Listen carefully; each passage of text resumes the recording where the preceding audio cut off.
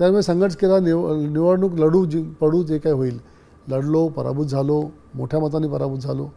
परत 19च्या निवडणुकीमध्ये मला परत सांगितलं गेलं भाजपाकडून की तू इकडनं लढलं पाहिजे. तेव्हासुद्धा मी सांगितलं की नाही, मी माझ्या पक्षावर राहील. मी 19ची निवडणूकसुद्धा मी आत्तापर्यंत 2024मध्ये सुद्धा मला त्या ठिकाणी सांगितलं ऑफर होतीच तुम्हाला? होतीच. त्यावेळीसुद्धा मी सांगितलं की नाही, मी माझ्या पक्षाची बाजू सोडणार नाही, मला काँग्रेस पक्षाबरोबर राहायचं आहे. त्याची मी संघर्ष करायची तयारी नाही हा जो आरोप संजय राऊत साहेबांचा आहे तो अत्यंत त्यांना माहीत नसेल किंवा त्यांना ही पक्षा पार्श्वभूमी सगळी माहीत नसेल. विषय अजिबात संघर्षाचा नाही आहे. संघर्षाची तयारी ही, त्यामुळे संघर्ष केला, निवडणूक लढू पडू जे काय होईल, लढलो, पराभूत झालो, मोठ्या मताने पराभूत झालो.